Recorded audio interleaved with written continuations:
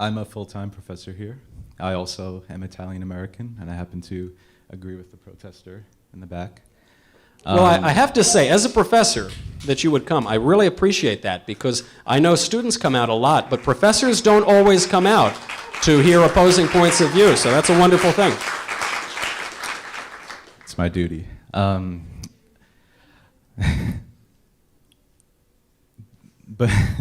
I've left you speechless. I've dazzled you. Thank you.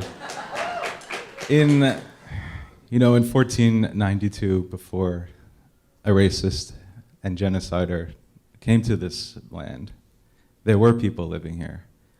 Every inch of this land was occupied. Just as a matter of history, not every inch of the land was occupied. There were huge areas that were completely wilderness. I was quiet the entire time you spoke. Those people still exist. The North American indigenous people, Central and South American, they're still here.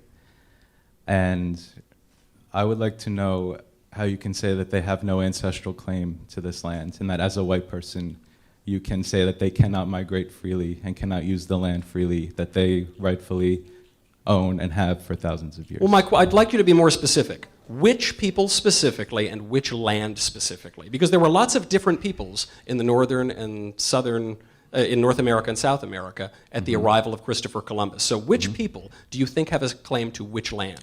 I'm talking about the Native Americans. But there were many different Native American tribes. Would you like me to name all the tribes? Yes, and I'd like you to name, and the reason I would like you to name all the tribes is because there were many tribes who conquered many other tribes. So just as an example, thank you. Just as an example, the Comanche Indians come in and they conquer areas run by the Apache Indians.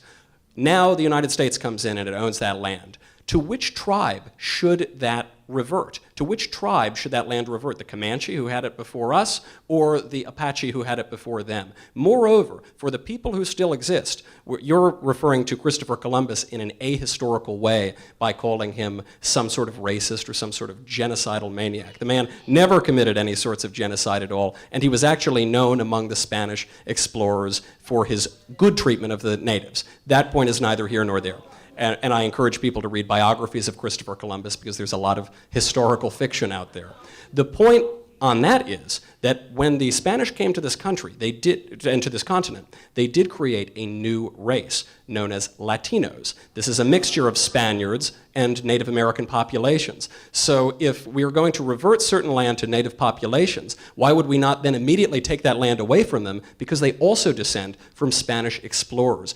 In what sort of atomized way would you define your own race, your own identity? I think this is a very backwards and ultimately impossible view of personal identity that puts your stock in some particular ancestor rather than something that is larger than yourself. I think it's a madness of the modern left, and it leads to crazy policy proposals, such as saying that somebody who descends from a native population in Colombia has a right to move to any apartment he wants to in New York because of race or something.